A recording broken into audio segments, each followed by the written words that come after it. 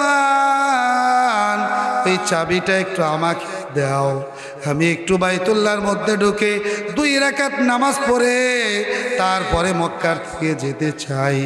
ওসমান ইবনে তলহা বলে, এই চাবি আমার কাছে এসেছে, আমাকে যারা মুশরিকরা দায়িত্ব দিয়েছে তারা কারো কাছে দেওয়ার জন্য নিষেধ করছে, আমি তোমাকে কশ্চিনকালেও চাবি দিতে পারবো না। বিশ্বনবী কাঁদতেছে, আবু বকর রিকোয়েস্ট করে, এ ওসমান জীবনে আর কোনোবার চাওয়া হবে না, এই একটা দাবি রাতের অন্ধকার কেউ দেখবে না, তুমি নবীজির কথাটা মেনে নাও। নবীজিও পিরাপিরি করলেন, ওসমান হতে পারে একদিন চাবিটা আল্লাহ আমার হাতের মধ্যে এনে দিবেন। আল্লাহু আকবার জোরে বলে, জোরে বলে। ওসমান হয়তো বা একদিন হতে পারে এই চাবিটা আল্লাহ আমার কাছে এনে দিবেন, সেই দিন কিন্তু তুমি লজ্জা পাইবা। ওসমান রে, চাবিটা একবার আমার কাছে দাও, আমি 2 রাকাত নামাজ পড়ে তারপরে বিদায় নিতে চাই। ওসমান নবীজির কথা মানে না, আবু বকরের কথা মানে না, চাবি দিবেই না। না দিলে কি করা যাবে, আর দেরি করার তো সময় নেই। আবু বকরকে নিয়ে নবীজি রওনা করছেন, হাঁটতেছেন, কিন্তু বাইতুল্লাহর দিকে সামনে কতটুক আগায় আর বাইতুল্লাহর দিকে পিছন ফিরে থাকে, সামনে কতটুক আগায় আর বাইতুল্লাহর দিকে পিছন ফিরে থাকে। ও বাবা, একটু নিজের মনে করে চিন্তা করো, যেখানে যেই জঙ্গলেই যার বাড়ি হোক না কেন, ওই বাড়ির প্রতি আমাদের একটা মায়া মোহাব্বত আছে না না? জোরে বলেন, আছে না নাই? জীবনের 53টা বছর নবী এই জায়গায় থাকছে, এই বাইতুল্লাহ চোখ দিয়ে দেখছে, আজকে রাত্রে চলে যাচ্ছে নবীজি, চাবিটা কতবার চাইছে দেয় নাই, এখন নিরুপায় হয়ে চলে যাচ্ছে। একবার নবীজি হাঁটে আর একবার বাইতুল্লাহর দিকে তাকায়, একবার নবী হাঁটে আর একবার বাইতুল্লাহর দিকে তাকায়, নবীজির চোখ দিয়ে দরদর করে পানি পড়ে। আমার আল্লাহ তাআলা কোরআনুল কারীমের আয়াত নাজিল করে নবীকে ডেকে ডেকে বলেন, হে পয়গম্বর চোখের পানিগুলো মুছে ফেলেন। পয়গম্বর আপনার কাঁদতে হবে না, কাঁদা লাগবে না, আমি আল্লাহ তাআলা কথা দিলাম, যেই ঘরের চাবি ওসমান ইবনে তলহা আজকে আপনাকে ফিরিয়ে দিল, চাবি আপনাকে দিল না রাতের অন্ধকারে, নামাজ না পড়ে এই বাইতুল্লাহ থেকে মদিনার দিকে রওনা করছেন, আমি আল্লাহ কথা দিলাম বিজয় বেশে এই মক্কা বাইতুল্লাহ আমি আল্লাহ আপনার হাতে দান করে দিব, আমি আপনার কাছে এনে দিব, আপনার চিন্তা করা লাগবে না, আপনি চলে যান পয়গম্বর, আপনি চলে যান, আপনার চিন্তা করা লাগবে না। কিন্তু যতই চলে যায় দিলের ভিতরে তো মানে না, কান্না আসে, ঢেউ ঢেউ দিয়ে কান্না আসে। বিশাল বড় লম্বা ঘটনা, আমি সংক্ষেপ করে দিলাম। নবীজি মদিনায় চলে গেলেন, নবুয়তের 8ম 9ম বছরে মক্কা বিজয় হলো 10ম বছর। এই যে মক্কা বিজয় হয়েছে, মক্কা বিজয় হয়েছে, আজকে নবীজি 10,000 সাহাবী নিয়ে মক্কা নগরীর দিকে এসেছেন, এসে তাবু গেড়েছেন, তাবু গেড়ে যুদ্ধ করা ছাড়া, আল্লাহ কোনো রক্তপাত ঘটানো ছাড়া, কারোর সাথে যুদ্ধ করা ছাড়া, তলোয়ার চালানো ছাড়া আল্লাহ মক্কাকে বিজয় করে নবীজির হাতে দান করে দিয়েছে। এক একজন এক এক দিকে পলাই গেছে। মনে আসেনি ওই চাবিকার কাছে ওসমান ইবনে আবি তলহা, নবীজি সাহাবীরা ঘোষণা করলো, আজকে যারা বাইতুল্লাহ আশ্রয় নিবে তারা নিরাপদ, আজকে যারা আবু সুফিয়ানের ঘরে আশ্রয় নিবে তারা নিরাপদ, আজকে যারা মুসলমান হয়ে আমার কাছে আসবে তারা নিরাপদ। কারো সাথেই এই মাত্র 17 জন মানুষের বিরুদ্ধে রেড অ্যালার্ট জারি করলেন, আর সকলকে আল্লাহর নবীর দয়া মায়া মুহাব্বত রহমাতুল আলামিন হিসেবে একদম নির্দ্বিধায় ক্ষমা করে দিলেন। সুবহানাল্লাহ জোরে বলেন, সুবহানাল্লাহ জোরে বলেন। ওই ওসমানের থেকে চাবি নিয়ে আসা হলো। হযরতে বিলাল গেলেন, সালমান ফার্সি গেলেন, আবু বকর গেলেন, চাবি নিয়ে আসলেন। আজকে ওসমান লজ্জায় নবীজির সামনে আসতে পারলেন না। সেই দিন তো নবী ঠিকই বলছিল যে মক্কা একদিন বিজয় হবে, একদিন এই চাবি হয়তো থাকবে না তার কাছে। আজকে নবীর সামনে কেমনে যাবে? কেমনে যাবে? বিশ্ব নবী মুহাম্মদুর রাসূলুল্লাহ সাল্লাল্লাহু আলাইহি ওয়াসাল্লাম চাবি দিয়ে তালা খুলে মক্কা ঘরের মধ্যে প্রবেশ করলেন। ঘরের মধ্যে প্রবেশ করে দেখেন বাইতুল্লাহর মধ্যে এই কাফের মুশরিক বেঈমানেরা একটা নয়, দুইটা নয়, 360টা মূর্তি ঢুকিয়ে রাখছে। এই মূর্তিগুলো নবীজি নিজে ভাঙলেন, ওমর ফারুক সহ সাহাবায়ে কেরাম নিজেরা ভাঙলেন। সব ভেঙে গুঁড়ি করে চুরমার করে দিয়ে সব বাইতুল্লাহর বাইরে ফালাইয়া মক্কাঘর বাইতুল্লাহকে পরিষ্কার করলেন। পরিষ্কার করে বিশ্বনবী নিজেও 2 রাকাত নামাজ আদায় করলেন, তার সাথে সাহাবায়ে কেরাম 2 রাকাত নামাজ আদায় করলেন। এমন সময় ওমর ডেকে ডেকে বলতেছেন, আমরা নবীজির জন্য বাইরে অপেক্ষা করতেছি। আল্লাহর নবী ওই সময় কোরআনুল কারীমের আয়াত তেলাওয়াত করতে করতে বিশ্বনবী তখন বাইতুল্লাহ থেকে বের হলেন। সুবহানাল্লাহ বলে, সুবহানাল্লাহ বলে।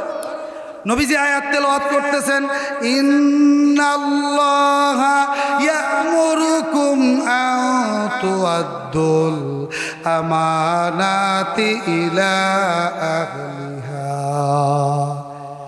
আল্লাহ তাআলা নবীজিকে জানায় দিয়েছে, এ পয়গম্বর, এই বাইতুল্লাহর চাবির আমানাত যেই লোকের দায়িত্বে এতদিন ছিল, ওই লোকটা খাঁটি দিলে তওবা করে আমার কাছে কেঁদেছে, সে লজ্জায় আপনার সামনে আসতে পারে না, সে কেঁদে কেঁদে আমার প্রতি ঈমান এনেছে। অতএব আজকে চাবি কিন্তু অন্য মানুষকে দেওয়া যাবে না। ও বিশ্বনবী মুহাম্মদ, এই চাবির আমানাত যার কাছে এতদিন সংরক্ষিত ছিল, আমি নির্দেশ করলাম ওই চাবি তার কাছে পৌঁছে দেওয়া হোক। সুবহানাল্লাহ জোরে বলে। এটাই হলো ইনসাফ, এটাই হলো আমানত, ঠিক কিনা জোরে বলে, জোরে বলে।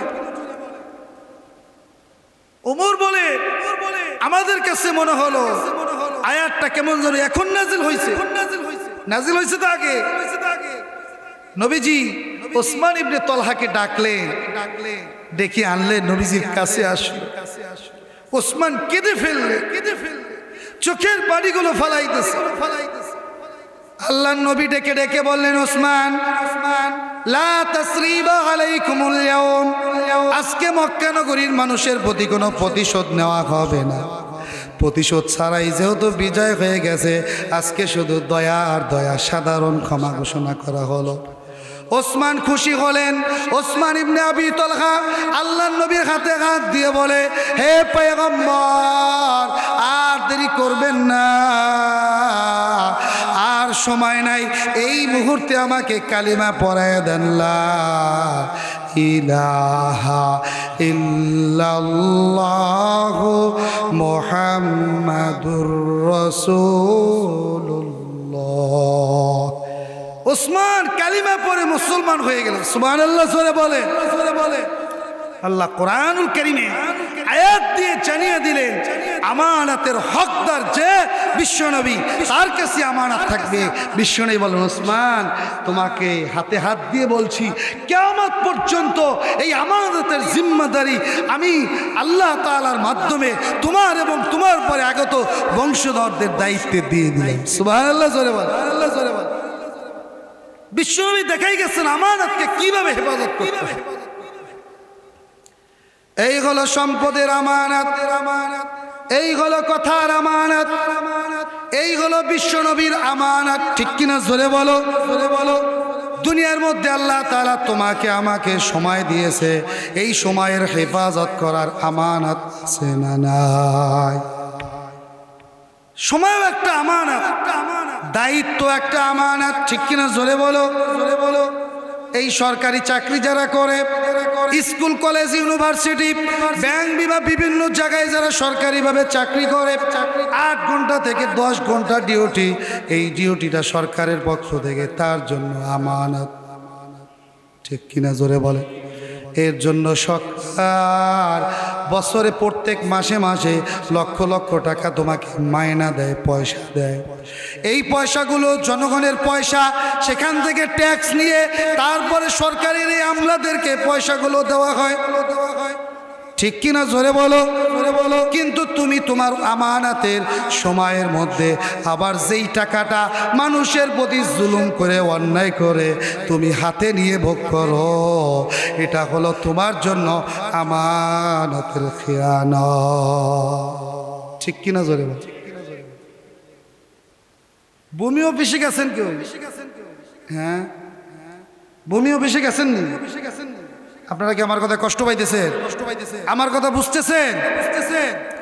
এই ভূমি অফিসের সরকারি চাকরি, চাকরি করতে গেলে যাই দেখবে ভাই একটা বর্ষা লাগবে। কই বর্ষা পাওয়া যাবে না? কত আগের বর্ষা কি আছে নাকি? এই বর্ষা নাই। কয় কি মুশকিল, কয় মাদারীপুর যাইতে হবে আর না ফরিদপুর, এছাড়া পাওয়া যাবে না। কত আগের বর্ষা। উনি তো বেড়ে সাইতে পড়ে গেছে। আল্লাহ, তাহলে কি করা যাবে, কেমনে কি অর্জন করা যাবে, কেমনে পাবে? এটা ছাড়া তো আবার চলবে না, দলিল হবে না, ঝামেলায় পড়ে যাইতে হবে। এ ভাই কি গরো কে, এ তো বিপদে পড়ছি, ঝামেলা, কোনোভাবেই পর্চা পাই না। চা খাওয়ার দুটো পয়সা দিয়ে দাও, তৈরি হয়ে যাবে। চা খাইতে কয় টাকা লাগে? কথা কয় না। 5 টাকা যদি দেওয়া হয় নেবে নাকি? কথা কয় না। ওই চা খাওয়ার টাকা তারা নেয় না, তাগো চার দাম কমপক্ষে 500 টাকা। কথা কয় না। তাও আবার আমানতের সাথে তল দিয়ে দিতে হবে, কেউ যাতে না দেখে, এটা দিতে হবে। আপনি দিয়ে দিলেন, দিয়ে দেওয়ার পরপরই দেখবেন যে ভিতরে আছে, দেখি দিয়ে একটু তালাশ করে দেই, আপনি একটু বসেন 2-4 বার। তার তো জানা আছে কোথায় আছে, বের করে একটা ফটো তুইলে বের করে কম্পিউটার থেকে দাও, দিয়ে যায়। হয়ে গেছে, হয়ে গেছে। দলিল অফিসে যাবে, এই যে এসিল্যান্ড অফিসে যাবে আপনার জমির নামজারি করার জন্য। সরকার বলছে 1100 টাকা ফি ছাড়া আর কোনো কিছুই নামজারি করতে লাগে না। ঠিক কিনা জোরে বল? কোনো কিছুই লাগে না। এখন আপনার সেই জমিকে নামজারি রেজিস্ট্রেশন করতে গিয়ে, ঠিক আছে, কোনোভাবেই রেজিস্ট্রেশন হবে না, এটা সম্ভবই না। তোমার যে এই যে ভেজালটা, এটা হলো তোমার খাস হয়েছে, খ শাখায় পড়ছে, মিসকেস করতে হবে, এই ঝামেলা ওই ঝামেলা। 1100 টাকায় কোনো কিছুই হবে। 2 দিন করে কাগজপত্র ঠিক করে আইডি কার্ড দেয়, ফটোকপি দেয়, এইটা দেয়, ওইটা দেয়, এক্সের কাগজের পর কাগজ হয় না। একজন কয় কি ভাই, এত গড়লে কিন্তু কাজ হবে না। ওই যে আমার স্যার আছে, ওনার সাথে একটা কথাবার্তা করে একটা জিনিস ফাইনাল করেন, দেখি হয়ে যাবে। স্যার কোনোভাবেই তো এই জমিটার নামজারি হয় না, কি করতে পারি? স্যার কি করতে পারি? কয় আজকাল তো রাঘব বল সব জায়গায়, আমরা তো আসলে কোনো কিছু করি না, আমরা তো নিচের মানুষ, আমাদের কিছু নাই, সব উপরে তারা বসে রয়েছে। 1030 টাকা দিলে 1 সপ্তাহের মধ্যে করে দেওয়া আছে না নাই? জোরে জোরে বলতে হবে, আছে না নাই? নিরুপায় হয় না, না হইলে জমি বিক্রি হবে না। 30,000 টাকা কমাইতে কমাইতে 20,000 টাকা কন্ট্রাক্ট। এই কন্ট্রাক্ট হইল 20,000 টাকা দিয়ে দিল, 4 দিন 5 দিন পরেই কয় সই হয়ে গেছে। ভাই আইসা বলেন, আপনারটা সই হয়ে গেছে, আপনার ভাগ্য বড় ভালো ভাই। স্যারের বলার সাথে সাথেই রাজি হয়েছে। ভাই কত কষ্ট কইরা স্যারের বুঝাই এইটা ম্যানেজ কইরা তারপরে আইনা দিলেন। ভাই সেটা 20,000 40,000 টাকায় পাওয়া যায় না, আপনি এখানে সস্তায় কাজটা করে ফেলেন।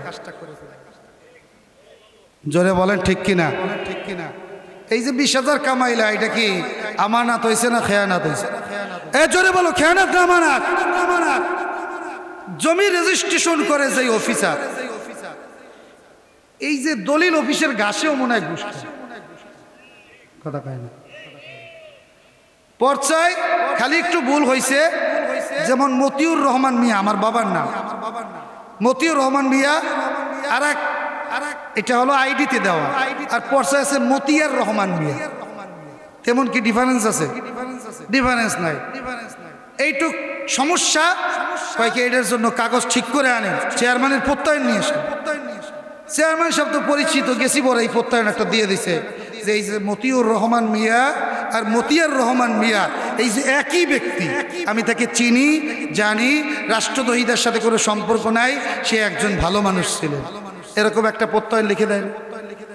কয় লিখে দেয় না? লিখে দিয়ে এখন তো ঠিক করে আনছে, স্যার করে দেয়। এখন যে দলিল করতে যে মোহরি আছে, উনি কয় এই কাগজ স্যারের কাছে দেওয়াই যাবে। এই ভুল ঠিক না, এই ভুল, এই আগে পর্চা ঠিক করে, এই পর্চা আগে সংশোধন করতে হবে, মামলা দিয়া ঠিক করিয়া তারপরে আপনার আইডি কার্ডের সাথে মেললে তারপরে দলিল হবে। আর উনি কয় কাগজ ঠিক করে আনলাম তাও হবে না। কয় না, কয় স্যারের সাথে একটু আলাপ করে দেওয়া যায়, কি হয় আলাপ টালাপ করে কয় 1020 টাকা দিলে দলিল দেওয়া হয়ে যায়। এটা তো মানা যায় না, দলিল হয়ে যাবে। ওইটুক নাম ঠিক করার জন্য প্রত্যেকটা দলিল যারা করতে যায় এমন কোনো ব্যক্তি নাই যার নামে ভুল নেই। কথা কয় না, ফুল জান বিবি লেখছে, ফর জায়গায় একটু ক হয়ে গেছে কুল জান বিবি। হয় না, হয় না, জোরে কয় না, হয় না, হয় না। প্রত্যেক সবারই ভুল আছে। আর এদের ওই হাতিয়ারই একটা, এই নামের একটা অক্ষর আকার রস্বীকার, এইটা দিয়ে অস্ত্র বানাইয়া প্রত্যেকটা দলিলের থেকে হাজার হাজার লাখ লাখ টাকা তোমার নির্ধারিত চাকরির টাইমে, এই তোমার যেই টাইম সরকারি দায়িত্বের টাইমে তুমি অন্যায়ভাবে 10,000, 20,000, 50,000, লাখ লাখ টাকা গ্রহণ করছো। আমানত না খেয়ানত? জোরে বলেন, আমানত না খেয়ানত? খেয়ানত। আরো যদি সেক্টর বলি, প্রত্যেকটা সেক্টরে এমন আমানতের খেয়ানত আছে না নাই? জোরে বলেন, আছে না নাই? আছে না নাই? সকালবেলা কিষান নিছেন 10 জন, 10 জন কিষান নিছেন যে এই গোপ উড়াই ফেলবে। কিষানরা হলো লাই লাই নিরাই, লাই লাই নিরাই। অর্ধেক পর্যন্ত যাওয়া হয়েছে, কয় ভাই সময় কিন্তু এখনো যা আছে হয়ে যায়, কিন্তু কালকে কোথায় যাওয়া, কালকে আবার কোথায় কার কাছে খোঁজ মানে, তাই একটু ভার দিয়ে দে। এই যে তাকে 8টা থেকে 1টা পর্যন্ত 400 টাকা করে কিষান নিছে, এই সময়টুকু মালিকের কাছে 400 টাকায় তার জন্য আমানত। ঠিক কিনা জোরে বলেন? ঠিকমতো কাজ করা, দায়িত্ব পালন করা, এটা আমানত। এখন ওই যে ভার দিয়া ওই 2 গোপ রাইখে দিছে। এইটুক আমরা অনেক কষ্ট করছি, একটু বিড়িও খাই নাই, বিড়ি খাইছি আর কাম করছি, পারি নাই করতে। কি করবে? মালিক তো নিরুপায়, নিজে ওইভাবে পারে না। এরপরে পরের দিন আবার নেওয়া লাগে, আবার 4টা 5টা নিয়ে সেইটুক নিয়ে আবার নিরাইতে হয়। এই যে সময়ের মধ্যে সময়কে নষ্ট করে আর একদিন কাজ নিল, আমানত না খেয়ানত? জোরে বলেন, আমানত না খেয়ানত? খেয়ানত। প্রত্যেক জায়গায় আমানতের খেয়ানত, দায়িত্বের আমানত, দায়িত্বের আমানত। এই স্ত্রী তুমি যে বিবাহ করছে, এই আমার দিক তাকাও, বিবাহ করছো, স্ত্রী তোমার কাছে আমানত। স্ত্রী কি? জোরে বলে, এ যুবক জোরে বলো, স্ত্রী কি? আমানত। এটাকে শরীর পর্দা পশিদায় রেখে আল্লাহর বিধান নবীর তরিকায় পরিচালনা করার জন্য কে তোমাকে নির্দেশ দিয়েছে? জোরে বলেন, কে? এই স্ত্রী যদি পর্দার খেলাপ করে, উল্টা পাল্টা চলে, আমানত না খেয়ানত? জোরে বলেন, আমানত না খেয়ানত? পৃথিবীর সবাইকে আল্লাহ সন্তান দেয় না, তোমাকে আল্লাহ দিয়েছে। এই সন্তানকে আল্লাহ এমনিই দিয়েছে। সন্তান সব মানুষের কাছে আমানত। কোরআন বলে এই সন্তানের উসিলায় কেউ জান্নাত পাবে, সন্তানই কারো জাহান্নামে যাওয়ার কারণ হবে। এই সন্তানকে যদি আল্লাহর বিধান অনুযায়ী লালন পালন করতে পারো, আমানত ঠিক থাকলো। আর যদি মালিকের বিধানের বাইরে গিয়ে উল্টাপাল্টা হয়ে মদখোর হয়, গাঁজাখোর হয়, অন্যায় পথে চলে, সন্তানই দুনিয়ায় পরকালে জাহান্নামে নেওয়ার জন্য যথেষ্ট। ঠিক কিনা জোরে বলে? ঠিক কিনা জোরে বলে? উল্টা পথে গেল, অন্যায় করলো, আমানত হইল না খেয়ানত হইল? জোরে বলেন, আমানত হলো না খেয়ানত করলো? খেয়ানত করলো। এই জন্য বিশ্বনবী বলছেন, আরবাউন ইযা কুন্না ফিকা ফালা আলাইকা মা ফাতাকা মিনাদ দুনিয়া।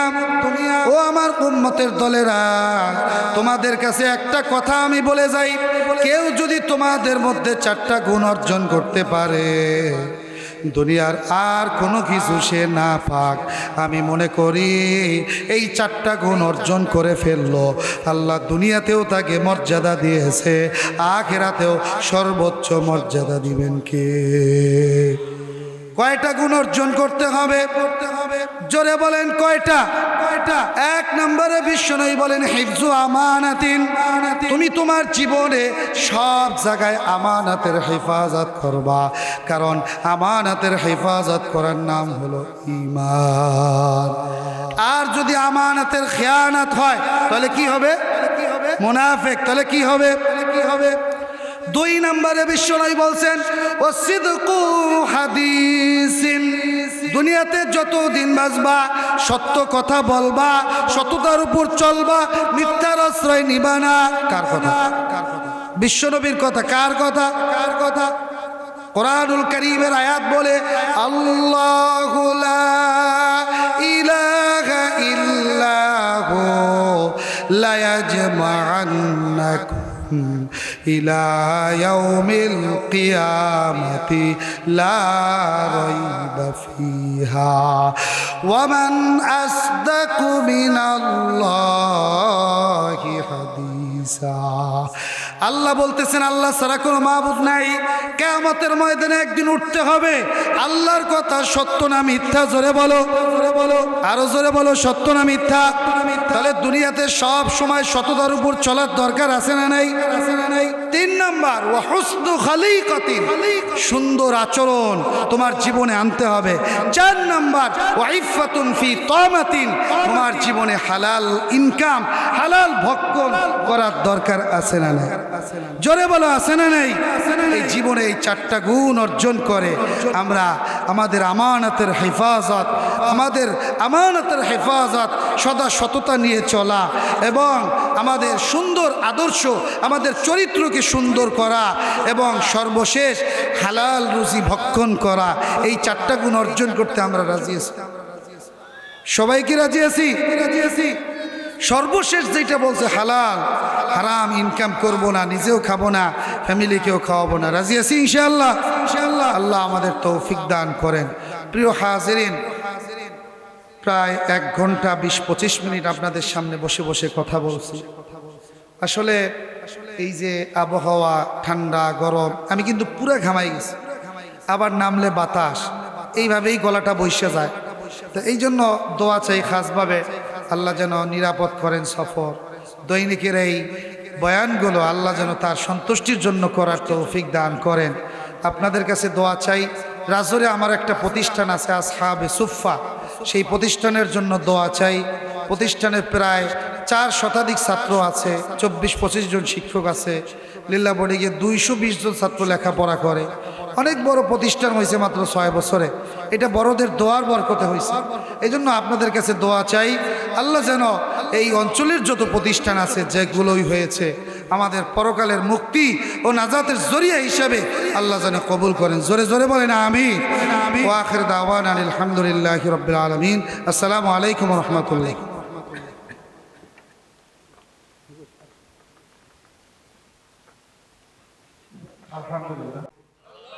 আরো জোরে বলেন, কে বলছেন? আল্লাহ বলছেন এই ওয়াজটা নাকি শ্রেষ্ঠ ওয়াজ।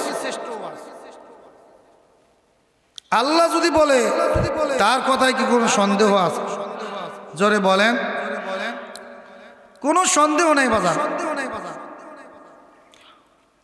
ওয়াজটা আল্লাহ কি করছেন? আল্লাহ এই আয়াতের শুরুতে বলছে বিসমিল্লাহির রহমানির রহিম ইন্নাল্লাহা ইয়া'মুরুকুম আন তু'আদ্দুল আমানাতি ইলা আহলিহা ওয়া ইযা হাকামতুম বাইনান নাসি আন তাহকুমু বিল আদল। 2টা কথা আল্লাহ বলতেছেন। 1 নাম্বার বলতেছেন আল্লাহ তাআলা যে তোমাদের আল্লাহ তোমাদেরকে নির্দেশ করছেন, তোমাদের সবাইকে নির্দেশ করছেন আনতু আদ্দুল আমানাতি ইলা আহলিহা, যে তোমরা যেন তোমাদের আমানতটা তার সঠিক জায়গায়, এখানে আসেন, এখানে আসেন মোল্লা সাহেব, তোমাদের আমানতটা তোমরা সঠিক জায়গায় পৌঁছাই দেবা, অর্থাৎ আমানতের হেফাজত করবা। কে বলছেন? দ্বিতীয় নম্বর কথা বলছেন, ওয়াইদা হাকামতুম বাইনান নাস, এই শোনো, এলাকায় মাতবার কেসেমের মানুষ যারা আছে, শোনো, যখনই কোনো বিচার সালিশ করবা, আতাহকুমু বিল আদল, ইনসাফের সাথে করবা, ন্যায় সঙ্গতভাবে করবা। এই দুইটা আমি আল্লাহ, এই দুইটা ওয়াজ আমি আল্লাহ করলাম। ওয়াজ দুইটা করার পর আল্লাহ কি বলতেছেন?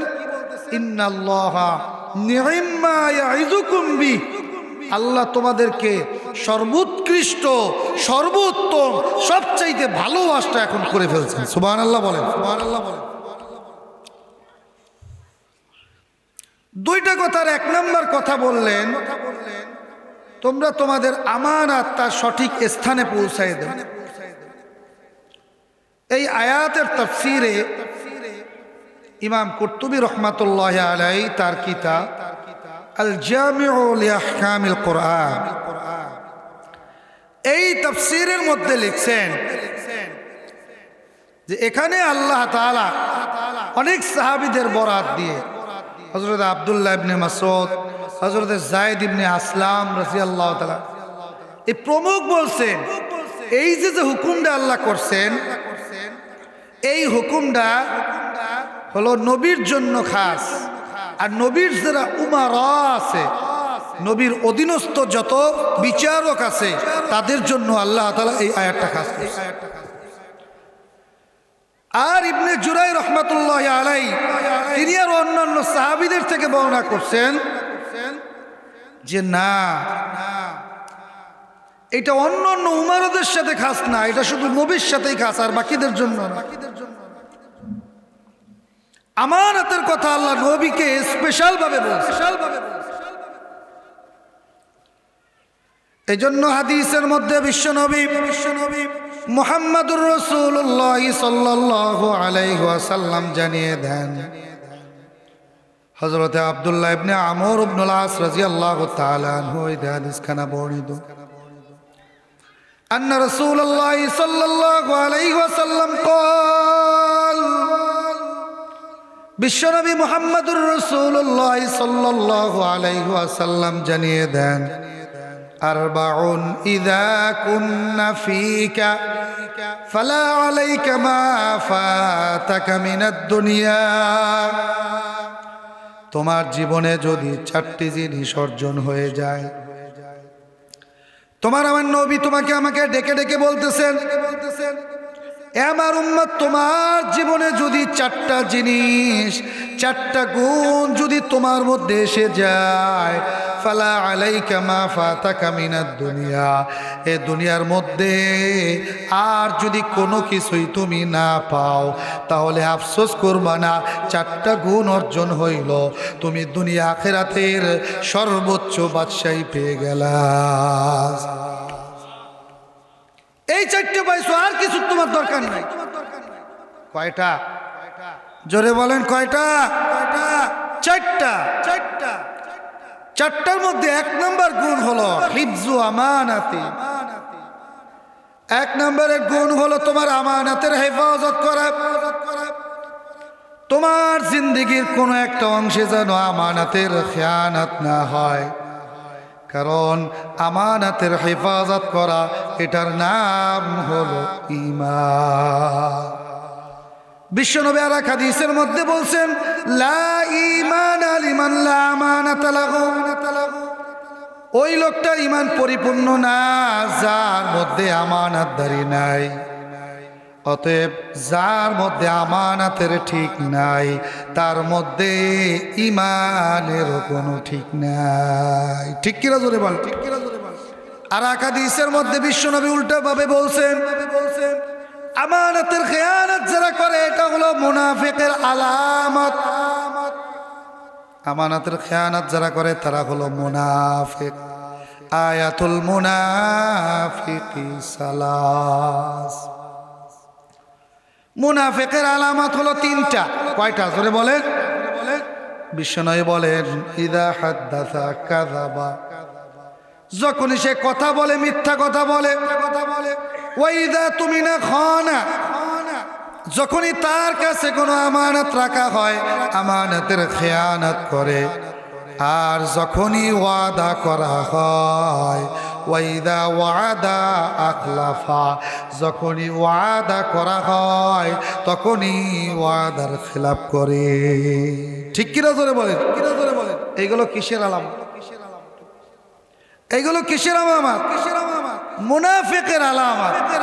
অতএব যার মধ্যে এই গুণগুলো পাওয়া যাবে, যে কথায় কথায় মিথ্যা বলে, যখনই আমানত রাখা হয় আমানতের খেয়ানত করে, ওয়াদার খেলাফ তার থেকে বেশি বেশি পাওয়া যাবে, বুঝতে হবে এই লোকটা ইমানদারের কাতার থেকে আস্তে আস্তে মুনাফিকের দিকে চলে যাচ্ছে। ঠিক কিনা জোরে? মুনাফিকদের তালিকায় আমাদের যাওয়া যাবে না। একদিকে আমানতের সম্পর্ক ঈমানের সাথে, আর ভিন্ন দিকে আমানতের সম্পর্ক মুনাফিকের সাথে। নবী বলে এটা যদি ঠিক থাকে ঈমান পূর্ণতা লাভ করে, এটা যদি ঠিক না থাকে তাহলে মুনাফিকের তালিকায় তার নাম চলে যায়। ঠিক কিনা জোরে বল? অতএব আপনার আমার জীবনে এই আমানতের হেফাজত করার দরকার আছে না? আরো জোরে বলেন, আরো জোরে বলেন। অতএব এই আমানতের হেফাজত আমাদের করতে হবে। আমাদের জীবনের কোনো একটা জায়গায় যেন আমানত নষ্ট না হয়, আমানত যেন ক্ষুণ্ণ না হয়। কোন কোন জায়গায় আমাদের আমানত রয়েছে? কোন কোন জায়গায় আমাদের আমানত রয়েছে? এক হাদিসের মধ্যে প্রমুখ সাহাবীগণ, কয়েকজন সাহাবী থেকে বর্ণিত, তারা বলছেন কুল্লু শাইইন ইল্লা আমানা।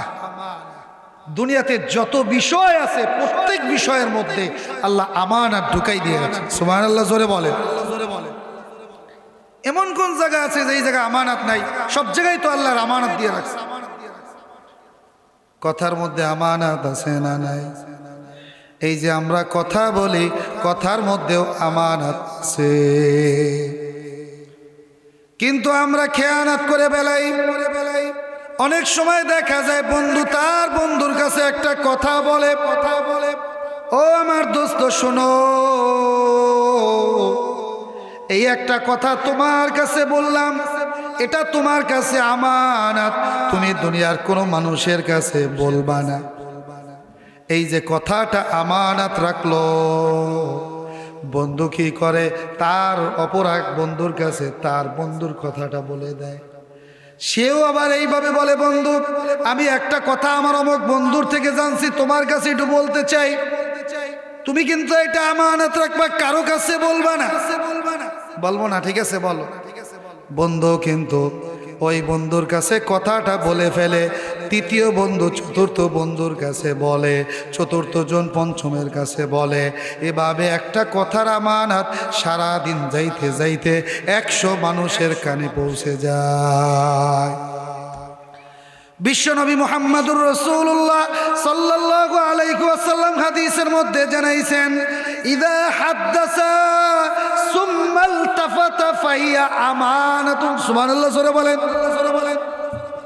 যখনই তোমাদের মধ্যে তোমাদের কোনো ব্যক্তি কথা বলবে, আর কথা বলার সময় এদিক ওদিক তাকাইয়া কথা বলা শুরু করবে।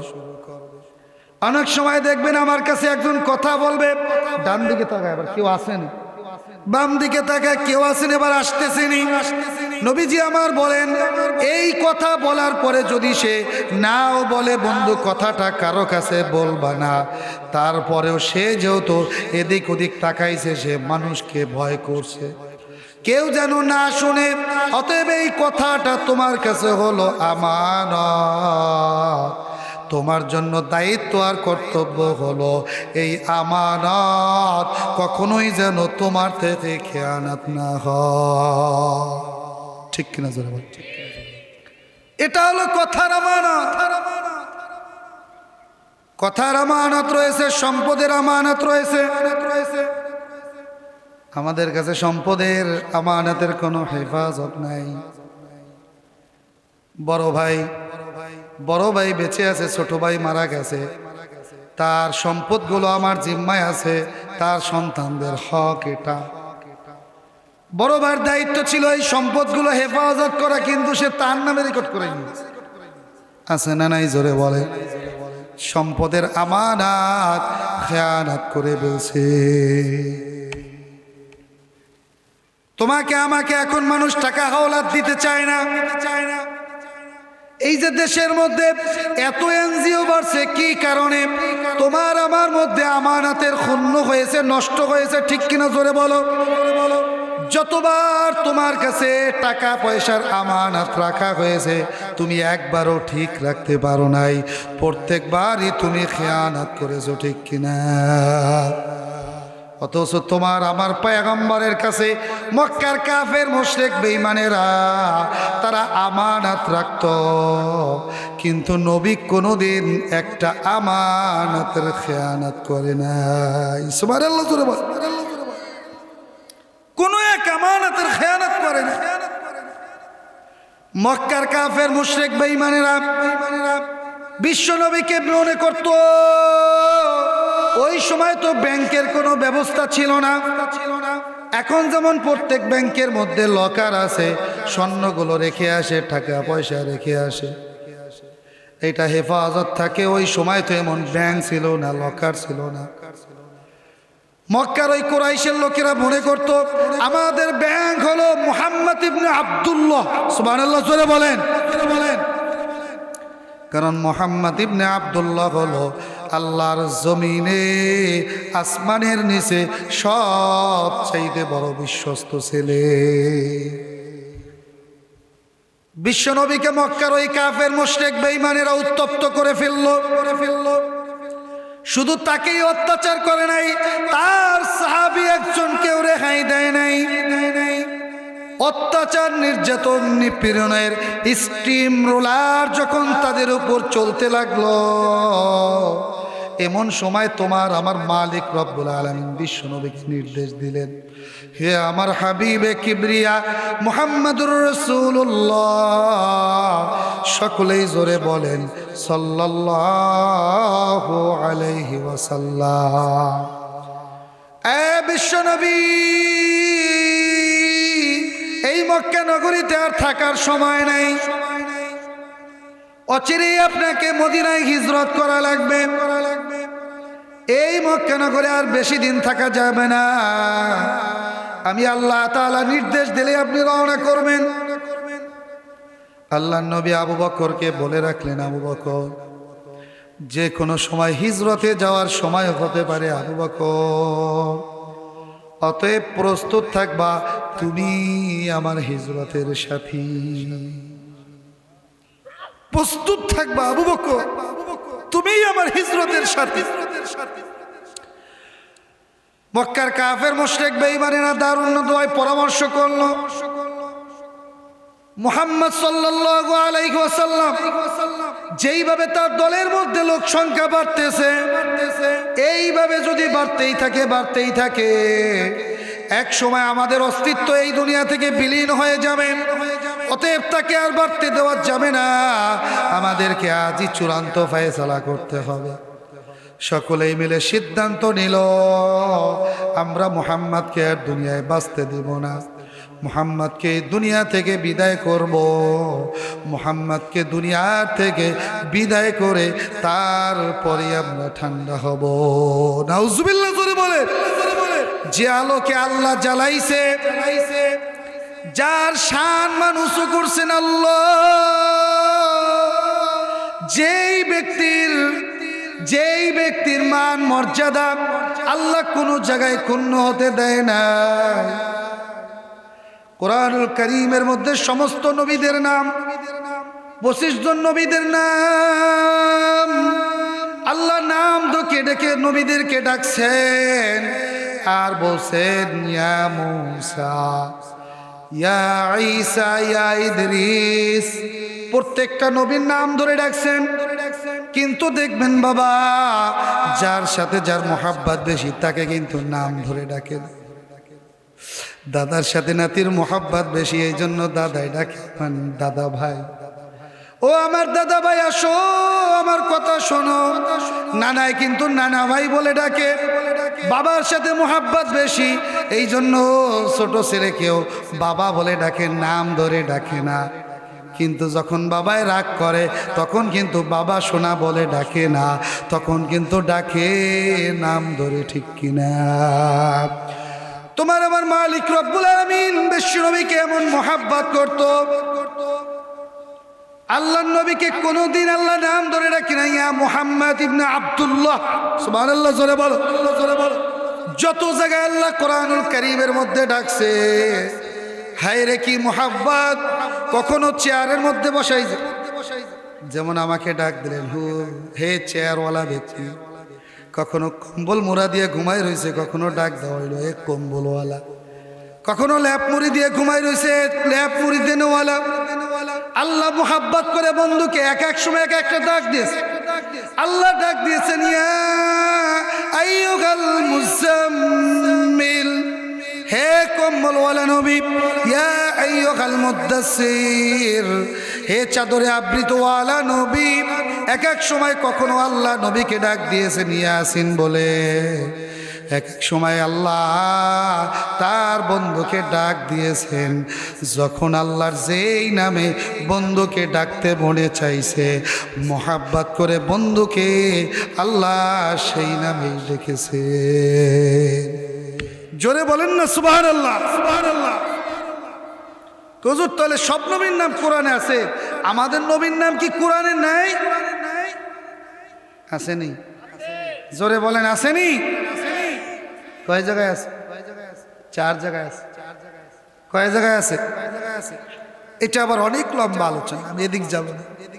4 জায়গায় নবীর নাম আসছে, কিন্তু এই নামগুলো আসছে নবীকে ডাকার জন্য না, নবীর মর্যাদাকে এই দুনিয়ায় আরো বৃদ্ধি করার জন্য। সুবহানাল্লাহ, জোরে বলেন, জোরে বলেন।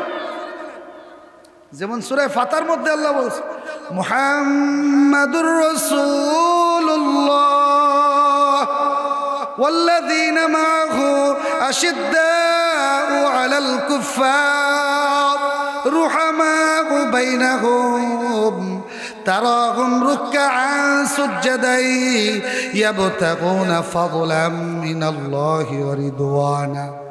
আল্লাহর নবীকে তার অর্জনকৃত ছাত্রদের কথা পরিচয় করাই দিচ্ছেন বিশ্ববাসীর সাথে। বিশ্ববাসীকে জানাই দিতে চায় কোন গাছটা ভালো তার ফল দেখলে পরিচয় পাওয়া যায়, ঠিক কিনা? জোরে বলো, জোরে বলো। ফল যেমন সুন্দর, গাছটাও তেমন কি সুন্দর। কয় মুহাম্মদকে কি চেনো? কয় মুহাম্মদ আবার কে? মুহাম্মদ কেমন? কয় ওইটা বাদ দাও, এবার দেখো তার ছাত্রদের অবস্থা, তার সাহাবীদের অবস্থা। কয় সাহাবীদের অবস্থা কি? সাহাবীদের অবস্থা কি? কয় ওয়াল্লাযীনা মাআহু আশিদ্দাউ আলাল কুফফার। সাহাবী একটা ওমরের দিকে তাকায় দেখো, যখন ইসলামের বিরুদ্ধে কথা আসে, কোরআনের বিরুদ্ধে কথা আসে, আল্লাহর বিরুদ্ধে কথা আসে, নাস্তিক আর মুরতাদ আর বেঈমানেরা যখন নবীকে নিয়ে গালি দেয়, ইসলামকে নিয়ে কটাক্ষ করে, তখন ওমরের রক্ত গরম হয়ে যায়। তার হুঙ্কারে গোটা দুনিয়া থরথর করে কাঁপতে থাকে, ঠিক কিনা? জোরে বলা। এটা হলো মুহাম্মাদের সাহাবা। কয়খানি হুঙ্কারি দেয়, দয়া মায় নাই। কয় যে আর একটার দিকে তাকা, এটা হলো আবু বকর, এটা হলো আবু বকর। রুহামাউ বাইনাহুম, শুধু দয়ার দয়া, দিলের মধ্যে দয়ার দরা। এত মায়া দিয়ে আল্লাহ বানাইছেন। ওমর এক যুদ্ধের পরে বলছেন সবগুলাকে হত্যা করে দেওয়া হয়। আর আবু বকর বলছেন, হে বিশ্বনবী, সবাইরে হত্যা কইরেন না, হত্যা না কইরা তাদের থেকে কিসস নিয়ে তারপরে তাদেরকে ছেড়ে দেওয়া হোক। হত্যা করেন না, দিলের মধ্যে মায়া, শুধু মায়া আর মায়া, নবীজির জন্য মায়া, নবীজির দিকে তাকাই থাকতে মায়া, নবীজির জন্য কষ্ট করতে মায়া, নবীজির সাথে থাকতে মায়া, নবীজির জন্য জীবন দিতে মায়া। সুবহানাল্লাহ, জোরে বলে, আল্লাহ জোরে বলে। কই একজন কঠোর করে আর একজন খালি এত মায়া, আর কোনো নাই, আর কিছু নাই, আছে মানে কি? এই আরেকটার দিকে তাকাও, ওসমানের দিকে তাকাও, তো ওই যে তার আবার কি অবস্থা, তিনি আবার কেমন? তারাহুম রুকআন সুজদাই ইয়াবতাগুনা ফাযলাম মিনাল্লাহি ওয়া রিদওয়ানা ইয়াবতাগুনা ফাযলাম মিনাল্লাহি ওয়া রিদওয়ানা। মুহাম্মদ সাল্লাল্লাহু আলাইহি ওয়াসাল্লামের সাহাবা একরাম রাত্র হলেই তারা জেগে জেগে আল্লাহ পাকের রুকু আর সিজদার মধ্যে রাত্রটা কাটিয়ে দিতেন আর মালিকের সন্তুষ্টি অর্জন করার কাজে তারা ব্যস্ত থাকতেন। এই যে ফলগুলো কত সুন্দর, না জানি মুহাম্মদ কত সুন্দর। সুবহানাল্লাহ, জোরে বলেন, জোরে বলেন। এই মুহাম্মদের নবীকে যিনি নাম ধরেও ডাকে না, আল্লাহ যাকে কত ভালোবাসে, আল্লাহর ভালোবাসা নবীর জন্য তাম দুনিয়ার মধ্যে আল্লাহ যত নবী পাঠাইছে সমস্ত নবীরা চিন্তা করছে কোন কাজ দিয়া মালিককে খুশি করা যায়, মালিক খুশি হবে। কিন্তু একজন মাত্র পয়গম্বর হাবিবে কিবরিয়া মুহাম্মাদুর রাসূলুল্লাহ সাল্লাল্লাহু আলাইহি ওয়াসাল্লাম আল্লাহ নিজে চেষ্টা করছে তার বন্ধু কিভাবে খুশি হবে। আল্লাহু আকবার, জোরে বলো। আমার বন্ধু কোন কাজে খুশি হবে, কোন কথায় বন্ধু খুশি হবে সেটাই করতে হবে। সুবহানাল্লাহ, জোরে বলেন, জোরে বলেন। নবীজি কষ্টে আছেন, বিষণ্ণতায় আছেন, মনে মনে একটু চিন্তা আসছে, আমার আল্লাহ মনে আমার ভুলে গেছে, আমার আল্লাহ মনে আমাকে ভুলে গেছে। কারণ উম্মে জামিলা আয়েশা বলছে আবুল হাবের স্ত্রী, এই তোমার আল্লাহ কোথায়? কিসের আল্লাহ? তার আল্লাহ তোদের মনেই করে না। ওই যে কিছুদিন ওহি বন্ধ ছিল, এই জন্য নবীজির ভিতরে একটু আসছে, একটু কষ্ট আসছে। তো আল্লাহ তাআলা কোরআনুল কারীমের সূরা একটা নাজিল করে বলতেছেন, মা ওয়াদ্দাকা রাব্বুকা ওয়া মা ক্বালা। নবী, আল্লাহ আপনাকে ছেড়ে দেয় নাই, আল্লাহ আপনাকে ভুলে যায় নাই, আল্লাহ সব সময় আপনার সাথে এবং পাশে আছে। সুবহানাল্লাহ, জোরে বলেন, সুবহানাল্লাহ, জোরে বলেন। যেই নবীকে আল্লাহ এত ভালোবাসেন, মক্কার কাফের মুশরিক বেঈমানেরা নিয়ত করছে আজকে সেই নবীকে দুনিয়ার থেকে বিদায় করে দিবে, সেই নবীকে দুনিয়ার থেকে বিদায় করে দিবে। সবাই অস্ত্রে শস্ত্রে সুসজ্জিত হইয়া তারপরে রাতের বেলা নবীজির ঘর একদম ঘেরাও করছে, নবীজির ঘর ঘেরাও করছে। নবীজি ঘরের মধ্যে শুয়ে আছেন, আমার আল্লাহ ডাক দিয়ে বললেন, হাবিব আর শোয়ার সময় নাই, ওঠেন, এবার হিজরতের পথে রওনা করেন। চতুর্পাশে, ঘরের চতুর্পাশে শত্রু, চতুর্পাশ দিয়ে শত্রু তলোয়ার নিয়ে দাঁড়িয়ে আছে। আল্লাহর নবীকে আল্লাহ তাআলা ডেকে ডেকে বললেন, এ আমার বন্ধু, যতই শত্রু আসুক না কেন আপনার কোনো ভয় নাই, আপনার কোনো চিন্তা নাই আমার বন্ধু।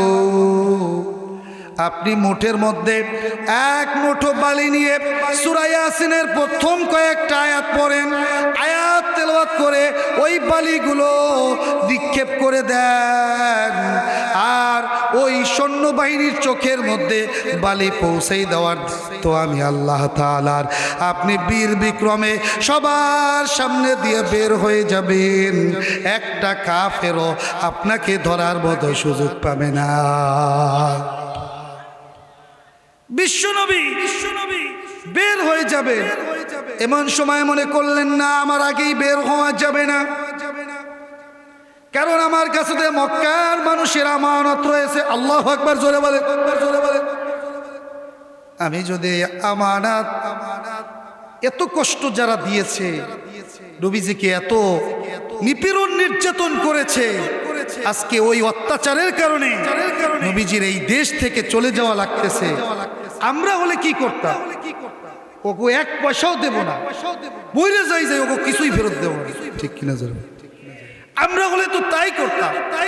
কিন্তু বিশ্বনবী তার জামাই আলীকে ডাকলেন, আলী, ও আলী শোনো, তুমি আমার এই খাটের মধ্যে শুয়ে থাকো, আর এই যে লিস্টটি দিয়ে গেলাম আলী, আমার কাছে এই মালগুলো, এই সম্পদগুলো গচ্ছিত আছে। এই সম্পদগুলো তুমি প্রত্যেকের ঘরে ঘরে রাতে এই আমানতগুলো পৌঁছে দিয়ে তারপরে মদিনায় আসবা। মদিনায় এসে আমি নবীর সাথে সাক্ষাৎ করব। সুবহানাল্লাহ, জোরে বলেন, জোরে বলেন। কতক সাহাবী হযরত আলী রাদিয়াল্লাহু তাআলা আনহুকে জিজ্ঞেস করছে, ও আলী, তোমাকে বিশ্বনবী ওই অস্ত্রের সামনে রেখে চলে গেলেন। ঘরের চতুর্পাশ দিয়া সেনাবাহিনী অস্ত্র নিয়ে দাঁড়িয়ে আছে, এমন একটা পরিস্থিতিতে তোমাকে রেখে চলে গেলেন। ও আলী, তোমার মধ্যে কি ভয় লাগে নাই? তোমার মধ্যে কি কষ্ট হয় না? আলী বলেন, আমার দিলের মধ্যে সামান্য পরিমাণ ভয় আসে না। কেন? তোমরা জানো নি আল্লাহর নবী আমাকে বলে গিয়েছেন, ও আলী, সমস্ত আমানতগুলো প্রত্যেকটা মানুষের দ্বারে দ্বারে গিয়ে পৌঁছে দিয়ে তারপরে মদিনায় এসে আমার সাথে সাক্ষাৎ করবা। হে তামাম দুনিয়ার মানুষেরা, ওই কথাটা আমার দিলের মধ্যে এমনভাবে গেঁথে গিয়েছে, নবীজি যেহেতু মদিনায় গিয়ে আমাকে সাক্ষাৎ করার কথা বলেছে, আমার বোঝ হয়ে গিয়েছে মক্কার মধ্যে যত বড় কাফের মুশরিক বেঈমান না আসুক, আল্লাহর নবী যেহেতু আমাকে মদিনায় গিয়ে সাক্ষাৎ করতে বলছে, ওই সমস্ত কাফেরেরা আমার দুনিয়াতে কোনো ক্ষতি করতে পারবে না। সুবহানাল্লাহ, সুবহানাল্লাহ। আলীকে রাইকে বিশ্বনবী চলে গেলেন। আলীকে রাইকে বিশ্বনবী চলে গেলেন, সমস্ত আমানতের মাল দিয়ে গেলেন। সুবহানাল্লাহ, জোরে বলেন। একটা আমানতের খেয়ানত তোমার আমার নবীর জিন্দেগিতে নাই, জিন্দেগিতে নাই। এখান থেকে বের হয়ে আবু বকরের ঘরে, আবু বকরের ঘরে গিয়ে ডাক দিলেন, আবু বকর। একটা মাত্র ডাক দিলেন, ঘরের ভিতর থেকে আওয়াজ আসলো, লাব্বাইক ওয়া সাদাইক ইয়া রাসূলুল্লাহ। আল্লাহু আকবার, জোরে বলেন, জোরে বলেন। আল্লাহর নবীর জন্য আবু বকর দরজা খুলে দিলেন, ডাক দিয়ে বলতে লাগলেন, আবু বকর, এই গভীর রজনীতে একটা মাত্র ডাক তোমাকে দিলাম, সাথে সাথে তুমি লাব্বাইক বলে হাজির হয়ে গেলা। ও আবু বকর, রাতের বেলা তুমি কি ঘুমাও না? আবু বকর বিশ্ব নবীর দিকে তাকিয়ে আবু বকর বলে, নবী, আজ থেকে 40 দিন আগে আপনি একবার আমাকে বলছিলেন, আবু বকর, তুমি আমার হিজরতের সাথী, কিছুদিনের মধ্যেই তোমাকে নিয়ে আমি হিজরত করব। তোমাকে নিয়ে যে কোনো সময় হিজরত করার জন্য আল্লাহ নির্দেশ দিবেন। ও পয়গম্বর, যেই দিন থেকে আপনি বলছেন আমাকে নিয়ে হিজরত করবেন, সেই দিন থেকে আমি আবু বকর আমার পিঠটা আমি আর বিছানায় লাগাই না। আমি আবু বকর এই দরজার পাশে দাঁড়ায়া দাঁড়ায়া ঘুমাই। আমার নবী যদি আইসা আমার ঘরের সামনে আমাকে ডাকতেই থাকে, আবু বকর, আবু বকর, আর যদি আমি বিছনার মধ্যে ঘুমাইতে থাকি